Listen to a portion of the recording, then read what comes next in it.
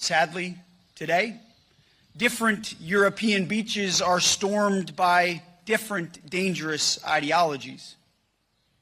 Beaches in Spain, in Italy, in Greece, and Bulgaria, boats and men arrive.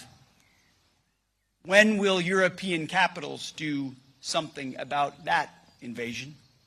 Or is it too late? Pete Hegseth warns Europe of a new kind of invasion, saying today's dangers are landing on Mediterranean and Black Sea beaches instead of in landing craft under Nazi fire. His stark language raises a sharper question. What does Washington see coming toward Europe's shores, beyond just Russian threats, that continental leaders still seem unwilling to confront? Hegseth turns a solemn D-Day tribute into a blistering warning, using the memory of Allied landings to argue that modern Europe is facing a different wave of boats and men that its capitals are ignoring. Between the lines, his message is that Europe must prepare for more than the Russia threat alone, hinting that ideology, migration, and instability could combine into a far broader security test. Trump's war chief sounds the alarm with a pointed challenge: when will European capitals do something? Suggesting that hesitation now could leave the continent overwhelmed later. By declaring that beaches are being stormed again in Spain, Italy, Greece, and Bulgaria, Hegseth delivers a shock D-Day message designed to jolt European leaders out of what he sees as dangerous complacency.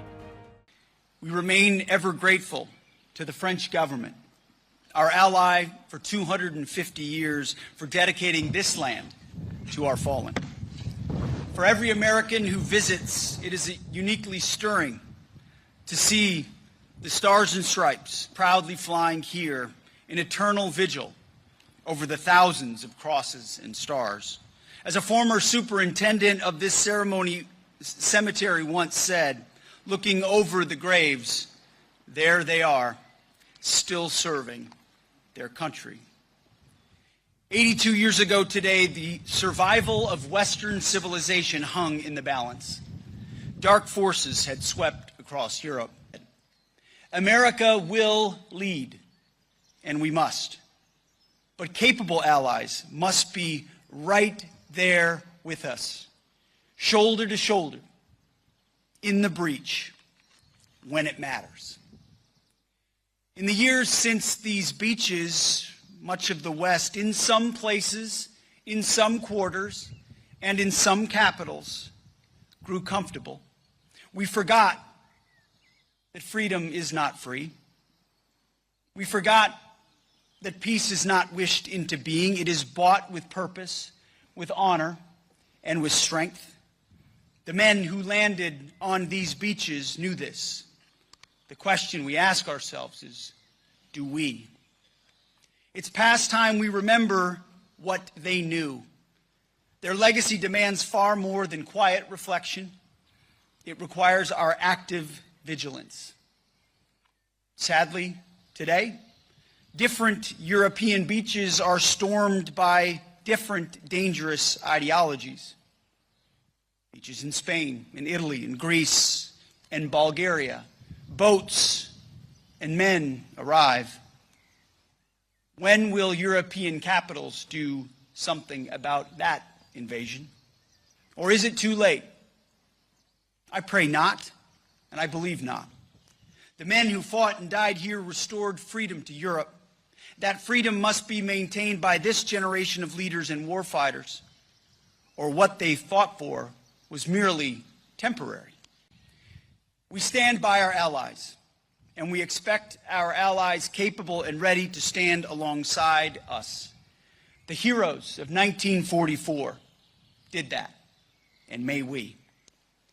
Peace is secured only through strength, and it's strength on both sides of the Atlantic, fortified by readiness, shared military capabilities, and an unwavering political will. Our world is safer and more prosperous when the United States of America and our allies are strong, free, and unapologetic in defense of our Western tradition of freedom. That is June 6th. That is 1944. That is D-Day. So let us here resolve the formidable alliance forged in the crucible of World War II will remain ready, will rebuild, and will recommit. And in doing that, we truly commemorate the men of D-Day. And we place them, all of them, in the hands of Almighty God. In fact, from my devotions just this very morning, Psalm 20, verse 7, some trust in chariots and some in horses, but we trust in the name of the Lord our God. May the Lord our God bless our warriors. May the Lord our God bless the enduring 250-year friendship between our two great republics. And may the Lord our God forever bless the United States of America. Thank you.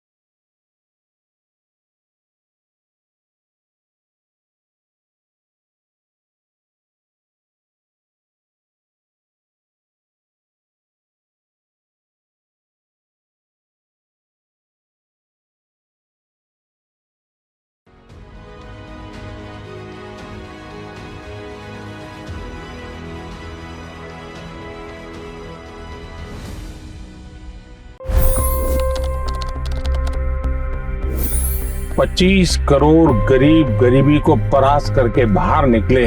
For the good of our nation, let's work together and let's truly make America great again. The fastest news breaks. Requested PM saying that look, you will have to speak to Putin and to Zelensky. The biggest news makers. The relationship with India is probably the most important bilateral relationship the U.S. will have for the rest of this century. The capital delivered quite an election result today. Expert analysis. The million-dollar question today is how to stop this dance of death. Ground reports. I'm standing at the crossroad of the Kumbh Mela. Behind me are more than 100 entry guards. Long-form interviews. Exclusionary politics is reflected in Manipur case as well. You don't bother because this is a small state. Deep dive into burning issues. It's often said DRC could be the richest country in the whole world. It's because of what sits underneath. Why exactly did the US topple the Sheikh Hasina government? HT videos. We don't just break news, we break it down.